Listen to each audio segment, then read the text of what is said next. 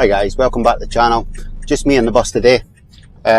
Whether we trip out in the bus a couple of days ago, went through to Glasgow, went to the Transport Museum, really enjoyed it.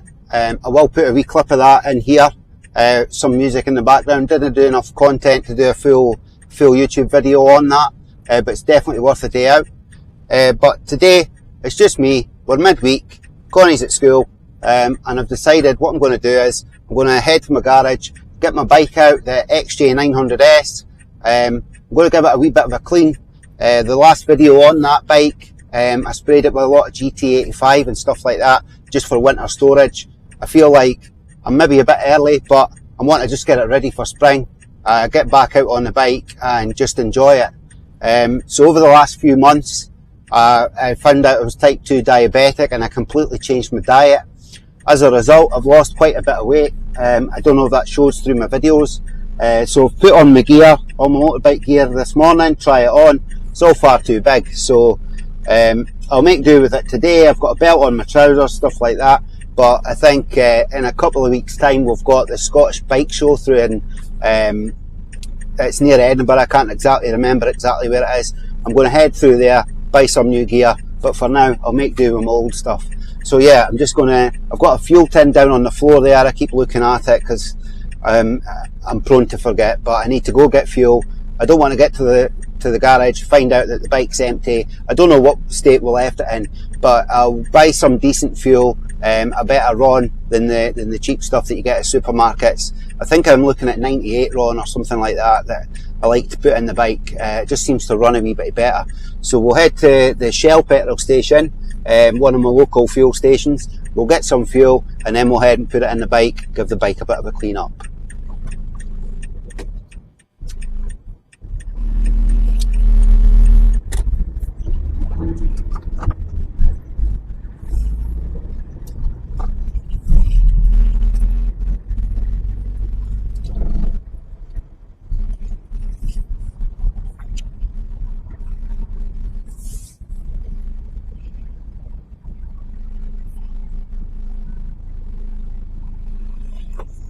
I said I was going to put in some decent fuel. It's V-Power that I'm looking for. The pumps that I've pulled up to have not got V-Power in them, so I'm just going to move the bus. I don't know if anybody else puts better fuel in their bikes, but certainly with my old XJ900, it's a 1996 model, and I've always found you put better fuel in it, it just runs that wee bit better. So we've got the tin here, brand new tin. It is a black one because I didn't have any green in stock, so we'll get some fuel in that, even though it's a diesel can, and we'll head to the lockup as soon as we can.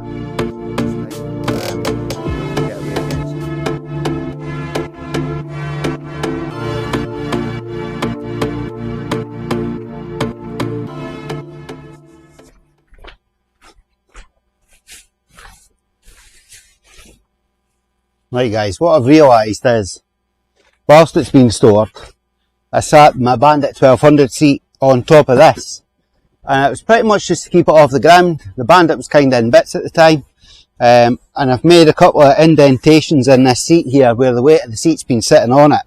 Hopefully they'll come out. But yeah, the bike, as you saw in a previous video, was all quite coated with GT85. Just to keep it a little bit preserved from rust, and you get a little condensation in that in these lockups.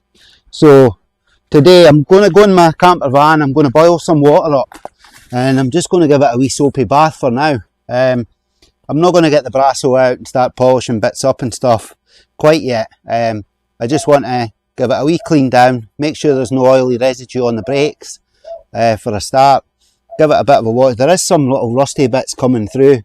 The bike needs a bit of a tidy up, to be honest, but I just feel like, I mean, I've had this bike for so long, and I go through stages of interest, and just now I just feel like I'm falling for this bike all over again. And I know it's not the most desirable of machines, but it's mine, and I've got so much history with this bike that I do go through periods where I'm just like, want to tidy that up again, get the use of it.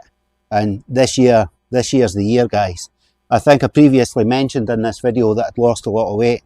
So the reason I'd stopped riding this so much is these old bikes, I mean, it's cable operated clutch here, and my hands had swollen so much. I was 18.5 stone at one point that my hands were hurting just operating the clutch, which isn't very safe anyway when you want to be on a bike. So, I mean, I did sway at one point that I was getting too old for it, and I was too unhealthy for it. I was going to sell it.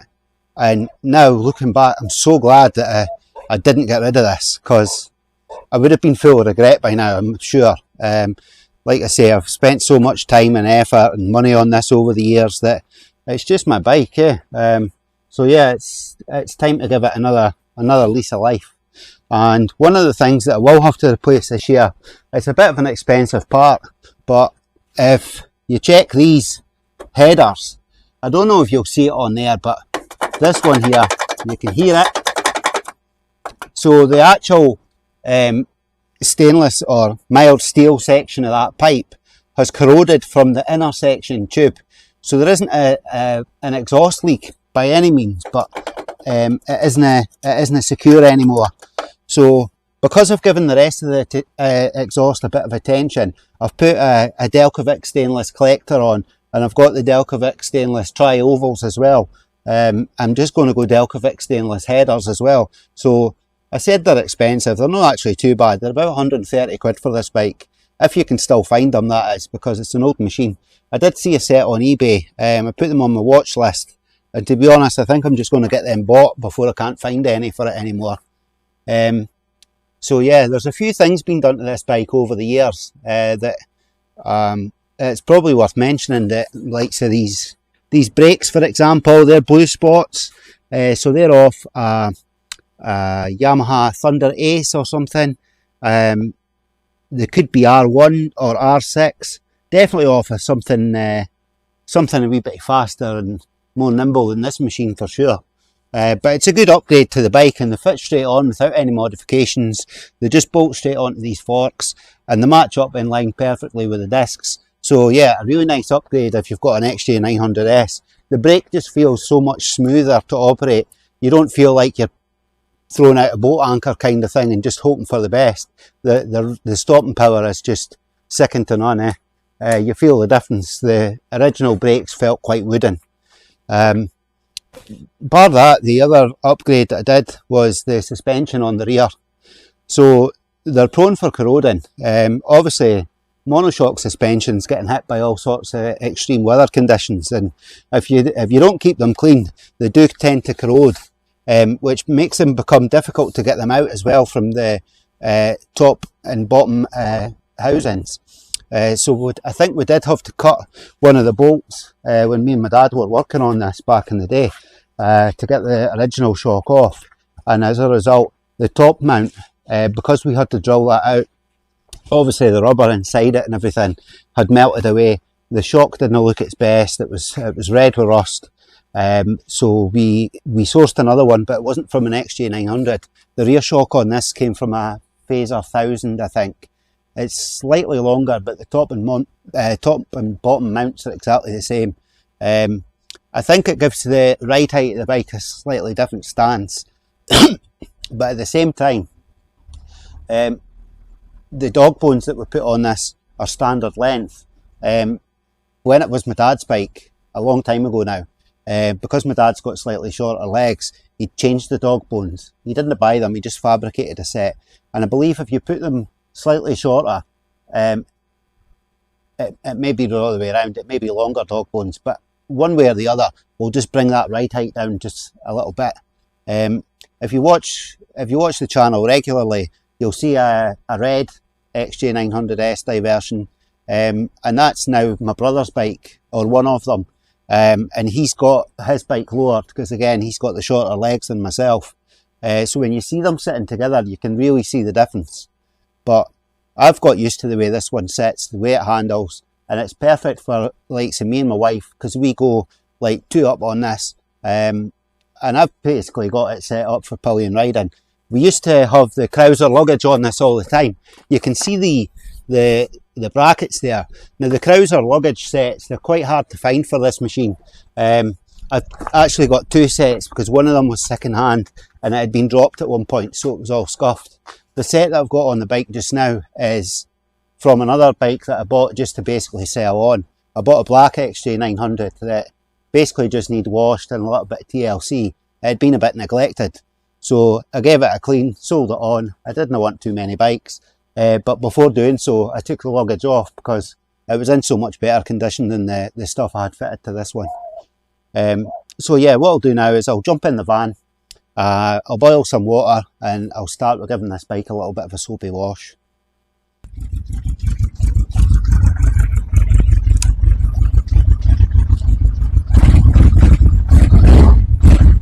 It's running a wee bit lumpy. I think it's needing a bit of an Italian tune. So yeah, the choke's making it cut out, so that's another thing I'm needing to change. I've got an original, well, a new old stock choke for this. This one's a Chinese copy, and to be honest, it's one of the pull-ups. It's no one of the lever mounted. Because of the age of this bike, it's like before they did the revisions really. So although it's a pull-up choke and it's meant to stay in position, this one, because it's just a copy, it just seems to fall down. It's not retained. So at some point this year I'll get the new old stock one. It's a Yamaha part and that'll stay in position. But just now it makes it a wee bit tricky to keep it hot. If you hold it up, you can hear it working, it's actuating and all the rest, it's just not staying in position. I don't know if you can hear me over the bike. We'll give it a wee couple of blips and let you hear what it's like.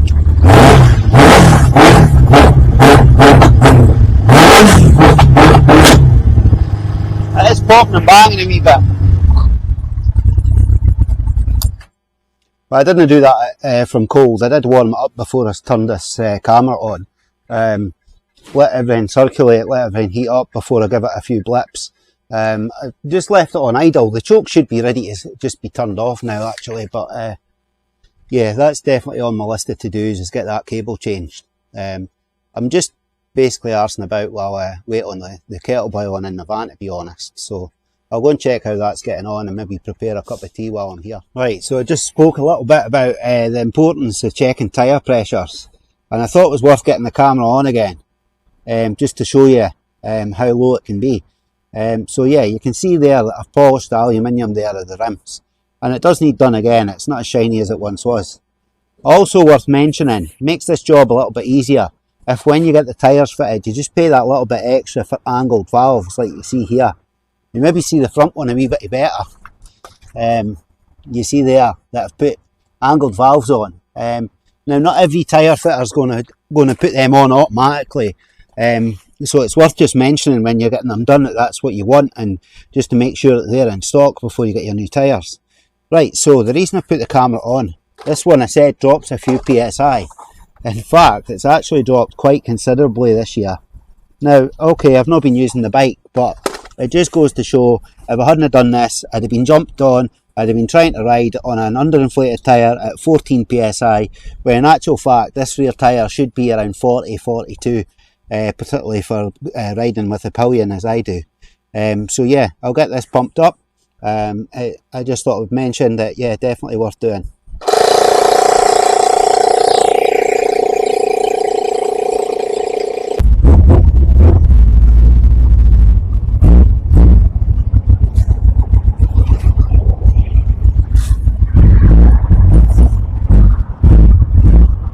The back brake's not really working great. Hopefully it's going to free off.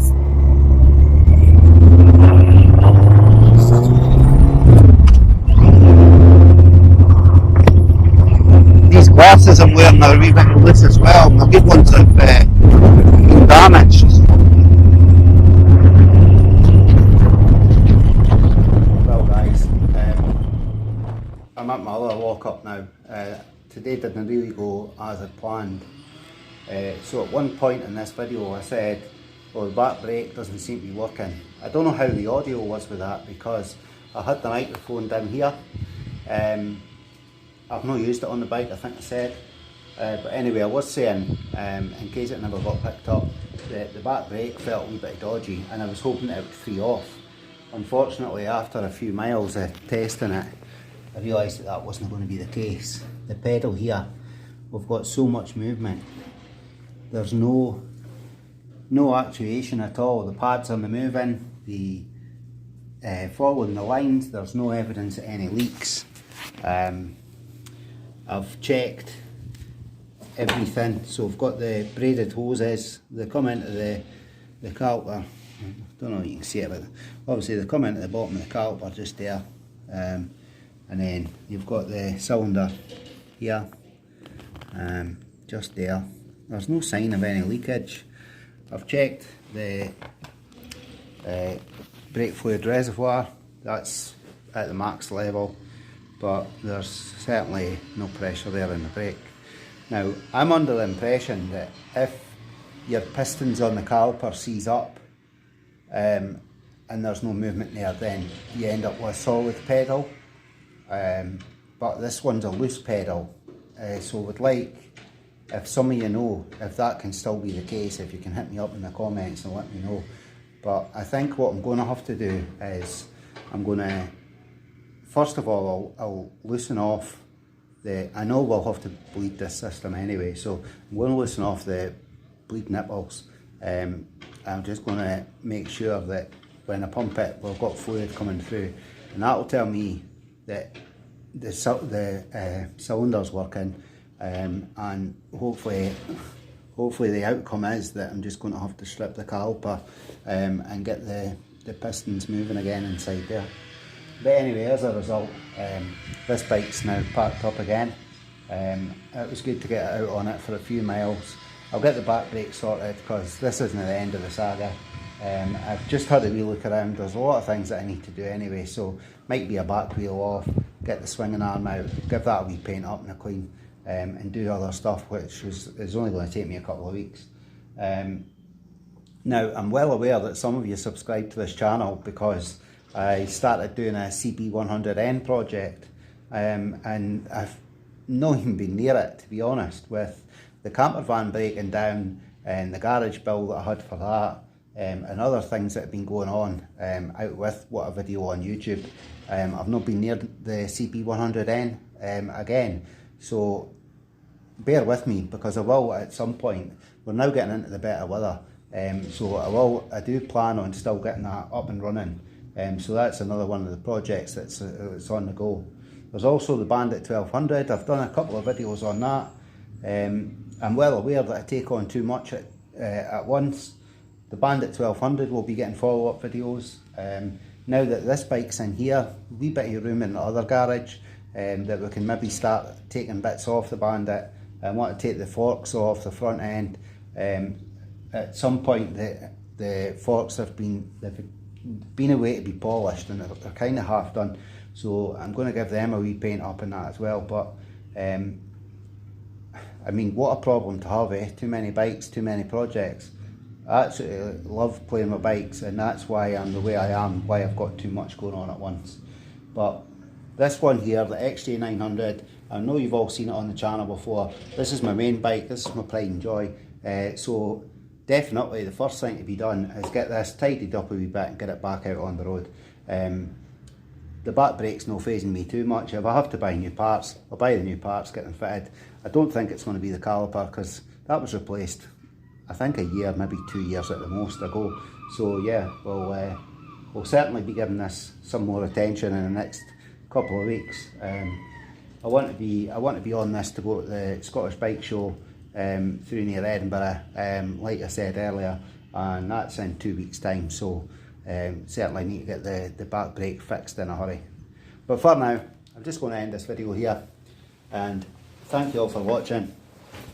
Please hit the like and subscribe, and I'll see you on the next video. Bye for now.